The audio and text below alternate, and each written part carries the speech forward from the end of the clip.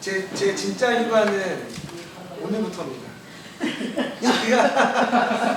제가 로운이랑 다니다 보니까 휴가가 아니에요. 말이라고. 잘 출근하는 게 더 낫겠다. 이 하나님의 사역이 얼마나 큰 기쁨을 알게 되는 휴가였습니다. 자, 이 휴가 좀 다녀오고 계신가요? 김묵성 선생님 지난주가 그쵸 휴가셨죠? 휴가 부디 좀 쉼을 누리시는 휴가가 되시기를 소망합니다. 우리 애들 데려가니까 못 쉬었어요. 로운이 일어날 때 일어나고 뭐 가고 싶을 때 가고 네, 하고 싶을 우리도 때 이제 일어나고. 아버지 역할이네요. 자, 오늘은 잠시 기도하고 저희 시작하겠습니다. 제가 함께 기도하고 싶은 마음이 있어서 잠시 기도하겠습니다. 사랑과 은혜가 풍성하신 하나님, 오늘도 주의 날 거룩한 이곳에 주께서 부르시고 택하신 우리 세 가족과 함께 모여 주께서 보내주시고 맡겨주신 영혼들을 위하여 준비하며 나아갈 수 있는 시간 허락하여 주심 너무나도 감사합니다. 아멘. 우리의 삶이 될 수 있는 시간 될 수 있도록 인도하여 주시옵소서. 아멘. 감사드리며 사랑 많으신 우리 주 예수 그리스도 이름으로 간절히 기도드립니다. 아멘. 자, 오늘은 좀 주제가 바뀌었습니다. 예배당과 십자가.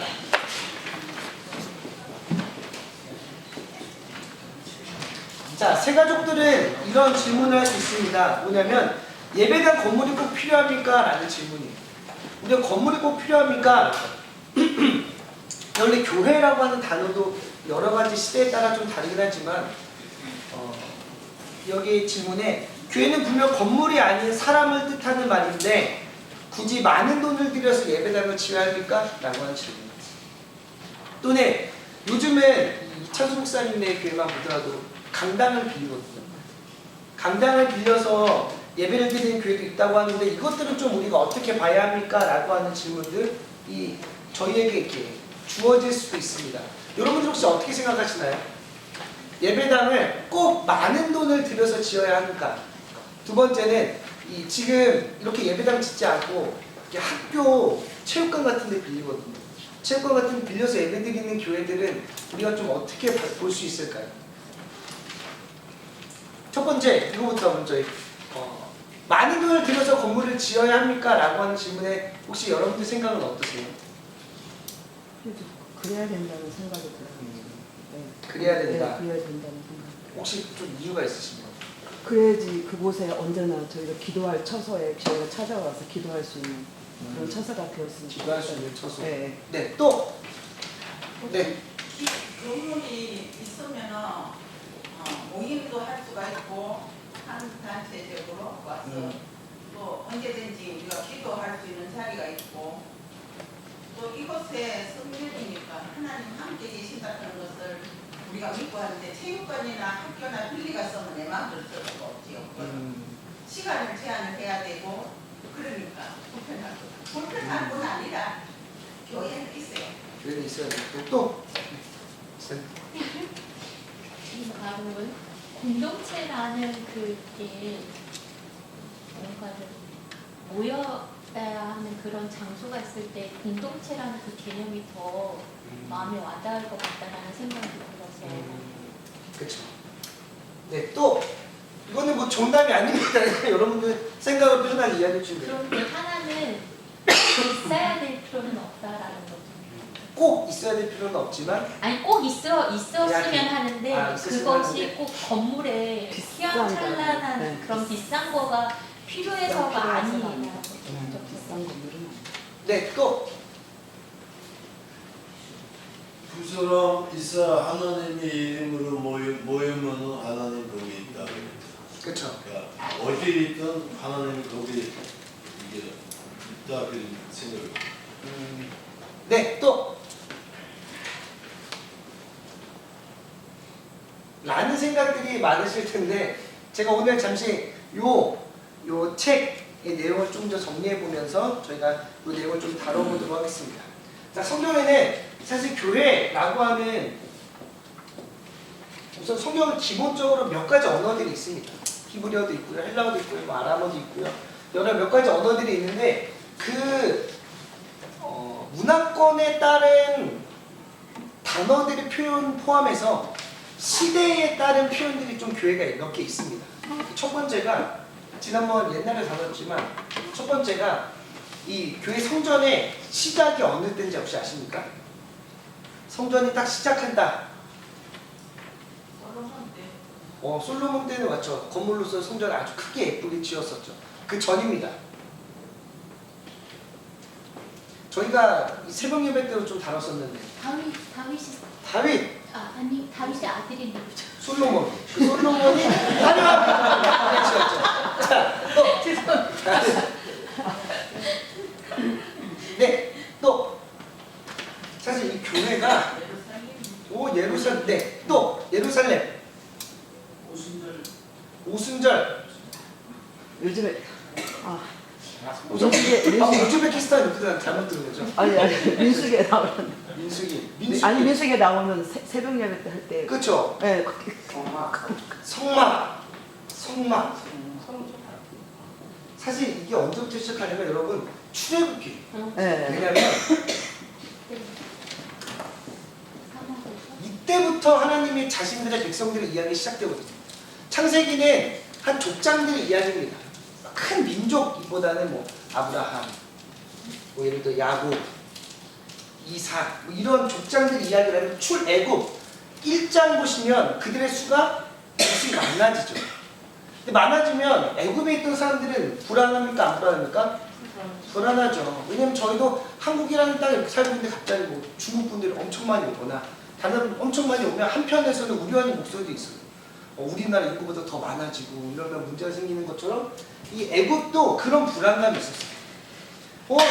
분명히 이 바다의 모래와 같이 하늘의 별과 같이 축복해 주신다는 게 출애굽기 1장에서 이루어집니다. 엄청 많아져요. 그래서 이 애굽이 어떻게 합니까? 짓누르기 시작해요. 일을 시키자. 얘네들은 우리 발밑에 두자. 그때부터 노역이 시작됩니다. 노역이 시작되면서 어떻게 하냐면 아들들을 죽이죠. 그 이야기가 모세 이야기. 모세 때 아들 다 죽이잖아요. 근데 모세를 숨기고 있다가 응애응애 우는 소리에 어떻게 합니까? 물에다 띄우죠. 그 이야기가 여기 나와요. 그때 막 아들들 막 죽이는 이야기. 그래서 이때부터가 사실 하나님의 백성들이 이제 막 형성되는 시기입니다. 그러면 이 출애굽기 19장부터 보면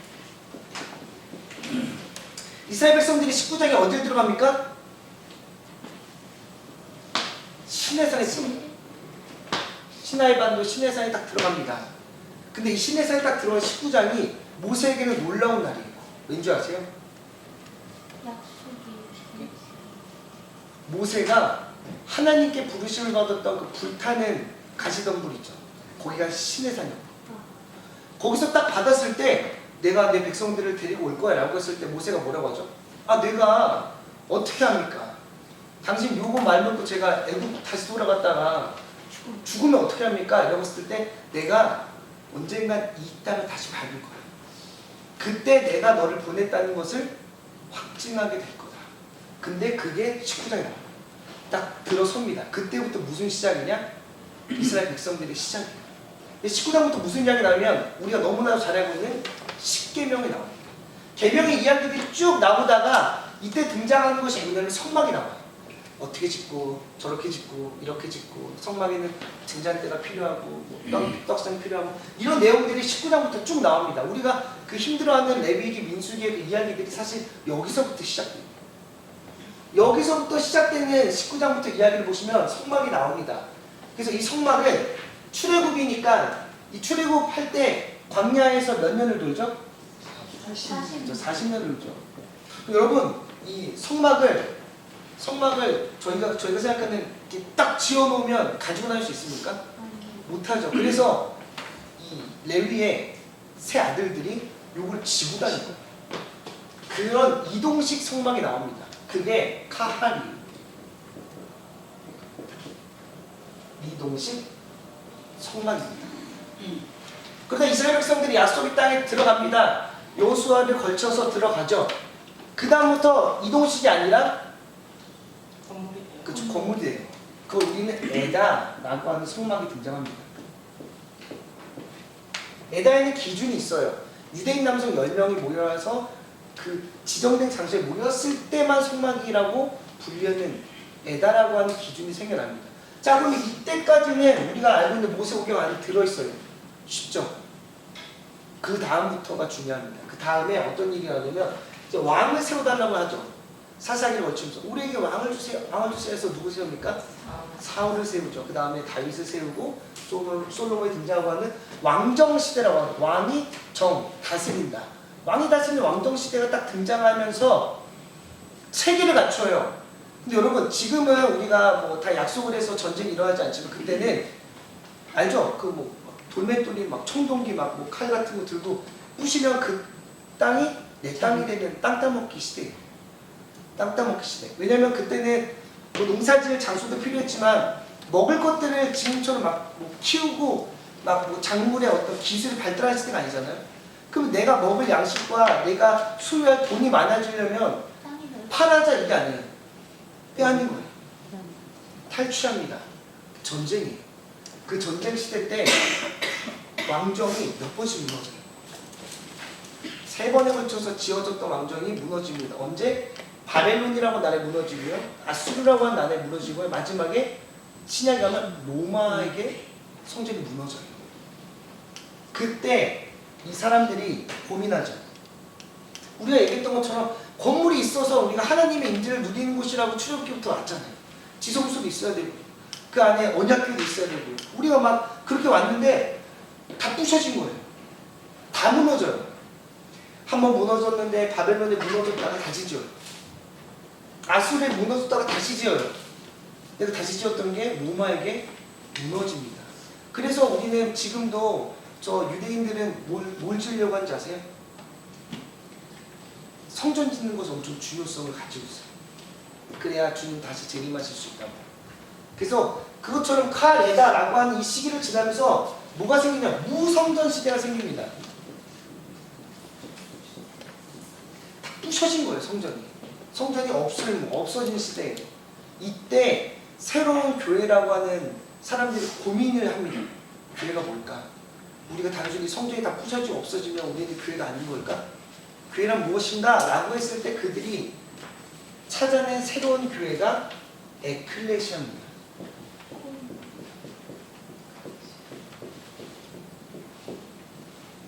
많이 들어보셨을 거예요. 찬양에서도 에클레시아 나오는 찬양도 있거든요. 에클레시아. 지난주가 살펴봤었던 것 같은데 에클레시아, 에크와 칼레오라고 하는 이 헬라어가 합성된 단어인데 에크가 몸으로부터라는 뜻입니다. 칼레오가 부르다라는 뜻입니다. 에클레시아라고 하는 단어는 하나님으로부터 부름받은 자들이라는 뜻입니다. 그러니까 곧 우리가 하나님으로부터 부름받은 자들이라면 그때부터 생겨난 게 우리가 교회라는 거예요. 우리가 교회다. 두세 사람이 모인 곳에 두세 사람이 내 이름으로 모인 곳에 내가 그들 가운데 함께 있다라고 하는 개념들도 다 이때 생겨난 거예요. 요한복음 4장에 나오죠. 요한복음에 예수님께서 4장에 누굴 만납니까? 물뜨는 우물가 여인을 만나죠. 우물가 여인을 만났을 때 그 사마리아 여인이 뭐라고 얘기합니까? 우리가 예루살렘에서 예배를 드려야 되는데 우리 지금 예루살렘 못 들어간다. 이방인이라서. 우리 어디서 예배를 드려야 됩니까? 라고 했을 때 예수님 뭐라고 말씀하시죠? 너희가 진정으로 예배 드릴 때가 온다. 이 산도 아니고 예루살렘도 아니고 너희가 예배할 때 어디냐? 영과 진리로 예배하는 날이 올 거다. 라가 무성전 시대. 진짜 예배가 무엇인지 우리 저희 그 목사님께서 요한복음 때 설명하셨죠. 시장을 내 성전 교회는 아버지의 기도하는 집인데 너희가 어떻게 이곳을 장사하는 곳으로 만든다. 이 배경이 굉장히 중요합니다. 왜냐하면 여러분 이 성전에 뭐하러 오죠? 예배드리고. 그 당시 예배가 뭐였죠? 뭐 받침. 제사였어요. 제사. 여러분 이 성전은 지금처럼 우리 뭐 편의점처럼 뭐 여기는 뭐 장충점, 예를 저기는 뭐 중부점, 뭐 여기는 신당점 이런 게 있지 않았습니다. 이때는 성전 딱 예루살렘 하나였어요. 그럼 여러분 제사 지내려면 어디로 와야 됩니까? 예루살렘으로 와야겠죠. 근데 여러분 우리처럼 장충당교회 교회가 딱 성전이 하나예요. 그럼 저기 대전에 사는 분들도 어떻게 해야 돼요? 여기로 와야 돼요. 부산의 분들도 여기로 와야 돼요. 근데 올 때 뭐 빈손으로 옵니까? 그럼 여기서 제사 드릴 때 뭐 내가 탈 수 없잖아요. 뭐 나를 태워서 이렇게 하냐. 여기에 뭘 가져와야 돼요? 재물을 가져야 되죠. 여러분 생각해보세요. 부산에서 재물을 가지고 올라온다고 생각해보세요. 양 한 마리를 들고 옵니다. 근데 지하철 타는데 지하철 문 닫히다가 여기 털이 꼈어요. 저기 기차 타고 기차 가다가 뭐 다리가 꼈어요. 여기 와가지고 지하철 타다가 꼬리가 꼈어요. 이러면 여기 왔을 때 제사들로 들어갈 때 점검을 받아요. 흠이 없어야 되거든요. 흠 없는 어린 양이에요. 근데 오다가 다리 찌고 막 저기 막 어디 여기 막 그 지하철 다리 사이에 다리 빠지고 막 이래서 털이 날아가고 여기 잘리고 막 이러면 통과가 안 돼요. 근데 그 먼 곳에서 그때는 걸어왔죠. 뭐 다리도 다치고 아프고 막 삐쩍 마르고 하는 친구들이 여기 왔는데 너 제사 못 드리라고 하면 이분들은 뭐 돌아갑니까? 그렇지 못해요. 어떻게 하는지 아세요? 거기서 사서 거기 사서야 돼요. 사서. 그래서 이 성전 근처에 장사들이 생긴 거예요. 근데 심지어 여기 성전에 들어가려면 이 앞에서 사야 되는데 여기 사려면 우리 이런 거예요. 뭐냐면 저희가 이제 뭐 예를 들어 다른 나라 가서 쓰려면 돈을 환전해야 되죠. 여기도 환전해야 될 겁니다. 왜냐하면 이때는 로마가 통치하던 시기였어요. 우리로 치면은 예를 들어 일본. 그러니까 뭐 거래하려면 공식적인 거래는 일본 화폐로 해야 돼요. 근데 한국 사람들이 일본 화폐 쓰려고 합니까?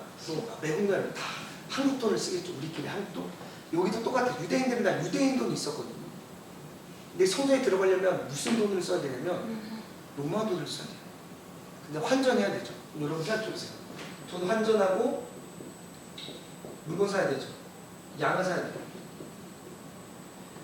여기 환전할 때 환전율이 2배였대요. 그러니까 내가 1,000원 주면 500원 받는 거예요. 기본 2배, 심지어 양은 10배까지 올라가요. 6만 원 하고 60만 원 주고 사요. 그럼 여기에 이거 60만 원 사려면 여기 돈 바꾸려면 120만 원 바꿔야 양 한 마리 살 수 있는 그런 장사치들, 이들의 자기중심성, 이기심으로 욕망과 탐욕이 여기서 막 그냥 성전 주변에 깔린 거예요. 그 못을 벗던 예수님이 뒤집어 엎은 거죠. 너희가 근데 얘들은 명분은 좋습니다. 아 제사 드리러 온 사람들 양 줘야죠 라고 했던 명분은 좋지만 그 명분 안에 깔린 그들의 욕망과 탐욕이 빛을 발했던 시기가 있어요. 예수님께서 그걸 다 뒤엎으셨죠. 그때 그 성전조차 무너졌을 때 에클레시아 하나님으로부터 부름받은 자들의 모임이 우리다. 우리가 교회야. 두세 사람이 모인 우리 영과 진리로 예배드리는 우리가 교회야 라고 하는 이 시기가 왔습니다. 근데 여러분 기억하셔야 될 건 이 시기 너무 중요한 에클레시아라고 하는 개념이 너무 중요하거든요. 근데 이게 특정한 시대 때만 있었던 거예요. 이 시기 외에는 다 교회 성전이 있었습니다. 다시 말해서 이 시기만 붙들고 이때로 돌아가야 돼 하면서 이때로 막 굳이 성전 없애버리자 이렇게 할 필요는 없어요. 하지만 성전만 있어서는 안 됩니다. 부르심받은 자들이라고 하는 우리의 정체성 아래서 모였을 때에 우리는 그 가운데 뭐가 필요하냐? 이 두 가지의 함께한 교회가 이루어진다라고 하는 것.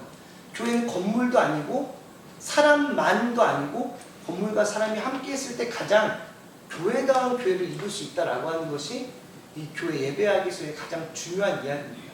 그러면 이 교회는 어떤 의미를 가지는가? 어떤 역할을 하냐면 교회는 그 자리에 모인 사람들로 하여금 예배라고 하는 의미에 대해서 깨닫게 됩니다. 제가 로운을 데리고 이렇게 가잖아요. 제주도 딱 도착했는데 제주도 하면 그냥 제주도다 할 수 있는데 제주도 딱 도착했는데 거기에 그 제주도의 그 돌담 있죠. 제주도 딱 도착하면 돌담으로 이렇게 해놨어요. 예쁘게 꾸며놨어요. 사진 찍을 수 있게. 그리고 약간 그 나무들도 딱 그 제주도스러운 나무들 이렇게 모형으로 딱 해놓은 거 보고 저걸 보면 무슨 느낌이 듭니까? 아, 제주도 왔구나. 그렇죠? 그런 것처럼 없어도 돼요. 없어도 제주도잖아요. 어차피. 근데 딱 왔을 때 그걸 보면서 아 진짜 제주도 왔구나 라고 하는 걸 알 수 있는 것처럼 예배는 딱 왔을 때 예배의 의미를 딱 깨닫게 해야 됩니다. 그래서 딱 들어왔을 때 건물과 구조와 물품과 그 물품을 배치하는 그 모든 것들이 사실은 들어왔을 때 아 여기가 교회구나. 내가 예배를 드리러 왔구나 라고 하는 것을 알게 해줘야 돼요. 그게 건물로서 교회의 의미입니다. 뭐 우리가 산에 들어서 예배 드릴 수 있죠. 그냥 풀숲에 앉아 드릴 수 있는데 우리가 건물을 만드는 이유는 누구든 여기 딱 들어왔을 때 아 여기는 교회구나. 하나님의 임재가 있는 곳이구나 라고 하는 깨닫게 하는 어떤 인테리어나 물품이나 배치들이 건물 안에서 이루어질 수 있다라고 하는 것이 장점이라는 거예요. 그래서 더 중요하게 딱 예배에 집중하고 마음을 다잡을 수 있는 역할을 해주는 게 공간입니다. 두 번째, 예배의 형식과 모양을 규정할 수 있는 기초 틀이에요. 자, 여러분 이렇게 저희가 의자가 딱 배치되어 있으면 여기서 예배를 드릴 수 있는 방법이 딱 하나죠. 앞에 이렇게 제가 와서. 근데 이게 만약에 이런 예배 공간이 여러분 혹시 요즘 청년들 예배 이렇게 보면은 예배 장소가 중앙이에요. 보신 적 있나요? 중앙에서 찬양팀이 다 있고요. 여기 양쪽으로 다 회중들이 섭니다. 그래서 예배를 드려요. 그래서 여기서도 설교자는 여기서 돌아가면서 보면서 설교를 합니다. 이렇게. 지금처럼 이렇게 이것도 없어요. 강대상도 없이. 근데 예배의 이 공간은 이런 것들로 예배가 어떻게 드려지고 있는 기초적인 모습들이 드러납니다. 우리 여기 인테리어도 보세요. 이게 제가 알기로는 그 노아의 방주 때 그런 그 느낌으로 이렇게 만들었는데 이러한 디자인의 예배 공간을 딱 봤을 때 우리가 드릴 때는 좀 더 자유롭죠.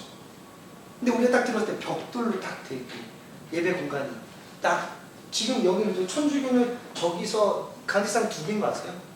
그런 모양을 딱 보면 또 예배 형식이 딱딱한 그런 느낌이 있습니다. 그러니까 이런 구조와 배치와 모양들의 이 건물로서의 교회는 그런 예배의 형식들을 알려줘요. 여기 들어오면 좀 더 자유롭네. 본당 들어가면 좀 더 엄숙하고 또 그 본당에 중위층 올라가면 좀 더 자유롭고 그래서 중위층 가시는 분들과 밑에는 또 예배의 또 마음이 좀 다르죠. 뭐 그런 느낌의 어떤 이 공간이 주는 어떤 우리의 의미와 예배 방식이라고 하는 것의 기초를 좀 제공해 준다라고 하는 것을 기억하시면 될 것 같습니다. 이 의미에서 십자가는 동일한 의미예요. 건물도 보이는 이 건물이 중요한가? 십자가도 마찬가지고 저 여기 십자가 있잖아요. 자 한번 보세요. 강당 정면에 또 십자가가 있는데 요즘은 이게 스크린 내리면 가려져요. 저희도 그렇잖아요. 내려오면 가려지죠. 그리고 어느 때는 가려진 것 때문에 막 십자가를 이제 좌측 우측으로 두는 교회들도 있습니다. 그리고 때로는 요런 십자가도 중요하지만 비쳤을 때 뒤에 막 식물 놓는 게 있거든요. 보셨을지 몰라요. 이렇게 나무가 이렇게 꽃꽂이들 이렇게 있고 하는 그러한 모양으로 인테리어 해놓은 교회들도 있습니다. 이것들에 대해서 우리는 좀 어떻게 봐야 하는가라는 것이 우리는 질문할 수 있습니다. 십자가 굳이 여기 둬야 됩니까? 우리 여기에 잘 보이는 스크린 내리고 십자가도 옆으로 치워도 되지 않습니까? 라고 하는 생각들을 가질 수도 있어요. 저희도 그렇지만 새가족들도. 거기서 우리는 어떻게 대답을 해줘야 되는가? 우리가 앞서 살펴봤듯이 공간은 예배의 분위기입니다. 집중도예요. 그래서 우리가 예배를 위해서는 보통 이 공간은 예배의 의미를 깨닫게 해줘야 되고 예배라고 하는 것을 좀 더 집중할 수 있는 공간으로서 활용을 해야 돼요. 그런 의미에서 봤을 때 사실 이 예배의 앞부분은 심플해야 돼요. 막 예배 들어왔는데 막 여기 막 다양한 탁탁탁 있으면 집중하기가 어렵습니다. 전면은 여기서 우리가 보면 아시다시피 단순성의 원리라고 이 앞에 굉장히 간단한 배치만 딱 해놔야 돼요. 그래야 예배에 더 집중할 수 있습니다. 근데 아무것도 놓지 말라는 이야기는 또한 아니에요. 무엇인가 집중하기 위해서 둬야 될 게 하나쯤은 있어요. 근데 그게 무엇인가? 우리는 그것을 십자가로 둔 거예요. 십자가는 굉장히 중요한 의미가 있습니다. 왜냐면 보면 굉장히 간단하거든요. 이 그림은 나무 2개잖아요. 좀 긴 나무, 좀 짧은 나무 2개 좀 번갈아 교차해서 붙여놓은 거. 이런 모양 자체는 굉장히 단순하지만 우리 이 가시적인 모양을 보자는 것이 아니에요. 그 십자가가 담고 있는 의미를 봐야 됩니다. 뭐냐면 여기 3번째 단락 보시면 두 개의 나무 막대기로 된 이 단순한 상징물은 인간의 언어로 다 표현할 수 없는 심오한 내용들을 담고 있습니다. 십자가 안에는 하나님의 창조, 인간의 배반, 죄의 결과, 하나님의 심판, 인류를 향한 하나님의 사랑, 예수님의 죽음과 부활, 순종과 자기 비움, 재림, 신약 성경, 신구약 성경 66권의 모든 내용들이 사실 이 십자가를 보면서 우리는 떠올릴 수 있어요. 그러면서 우리는 이 예배 공간의 십자가를 보면서 우리는 뭘 알아야 되냐면 저 문을 딱 열고 들어오는 순간 우리는 아, 내가 지금 어느 곳에 와 있는가? 나는 이곳에 왜 왔는가? 나는 누구인가? 우린 여기서 무엇을 해야 하는가? 내가 드리는 예배는 어떤 의미를 가졌는가를 문을 딱 열면서 이 구조와 이 십자가를 보고 깨달아야 됩니다. 들으면서 아, 놀러 왔지가 않아요. 딱 들으면 십자가를 보면 아, 나는 죄인. 주님의 사랑이 필요해. 우리는 그 사랑을 고백하기 위해서 이 자리에 모였고 오늘 그곳에서 주님을 찬양하는 경배의 시간이다 라고 하는 것들이 문을 딱 열면서 그 십자가를 보면서 우리가 깨달아야 된다라고 하는 것이 사실은 굉장히 중요한 십자가의 의미입니다. 그렇기에 십자가는 어느 형상, 물건, 그림, 글자보다 더 강력하게 복음의 내용들을 전해줘요. 이 십자가라고 하는 요 두 막대기로 이루어진 단순한 상징물이 그 너머의 의미를 가지고 있는 겁니다. 그렇기에 이 스크린은 보조예요, 보조. 이 스크린 없어도 예배 드렸잖아요. 저 옛날에 다 성경책 피고 찬송가 여기를 안 보면 글자 안 보는 거 아니잖아요. 여기 안 보면 노래를 못 부르는 것도 아니고 스크린 말고 우리가 성경 봐도 돼요. 말씀도 성경 보고 읽으면 돼요. 성시계도 그렇게 하면 됩니다. 이건 보조예요. 돕는 겁니다.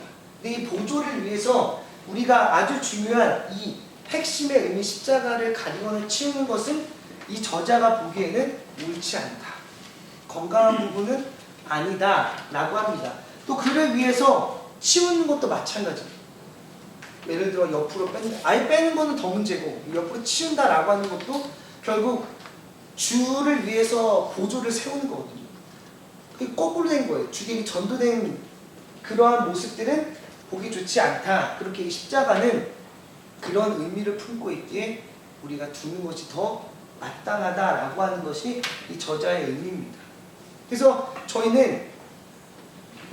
저는 이 내용을 준비하면서 떠올랐던 게 사실은 새가족부 저희입니다. 왜냐면 이분들이 여기 문을 딱 열고 들어오면서 사실 딱 마주하는 게 예배당은 아니거든요. 우리를 먼저 봐요. 주보를 나눠주고 있는 웃음, 표정, 행동, 모르고 찾고 있을 때 먼저 다가와주는, 때로는 어려운 일 있을 때 도와주는 그 모습들을 가장 먼저 봅니다. 그럼 우리의 그 모습들은 사실은 내가 뭐 부끄러울 거 없으면 뭐 그냥 생각하고 지나가는데 이런 게 아니에요. 우리는 우리를 통해서 그들이 보는 것이 무엇인지 봐야 됩니다.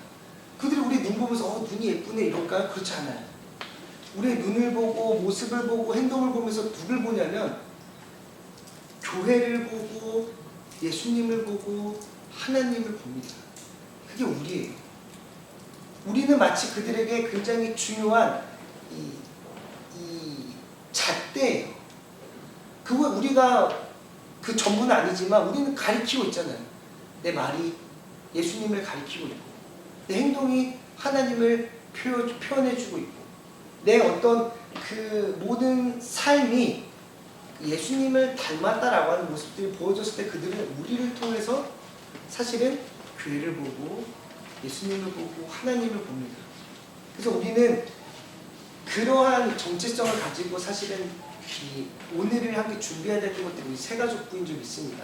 그래서 오늘도 이 십자가를 보기 전에 이 예배당을 보기 전에 성도님들은 우리를 본다는 걸 기억하시고 오늘 우리의 말과 행동과 삶을 통하여 예수님을 비추고 하나님께 그들 인도할 수 있는 그런 거룩한 표대가 되는 우리 모두가 될 수 있기를 간절히 소망합니다. 제가 같이 기도하고 마치도록 하겠습니다. 기도하겠습니다. 사랑과 은혜가 풍성하신 하나님 아버지, 오늘 예배당과 십자가에 대해서 함께 나눌 수 있도록 인도해 주신 너무나도 감사합니다. 예배당의 주된 목적인 우리가 누구인지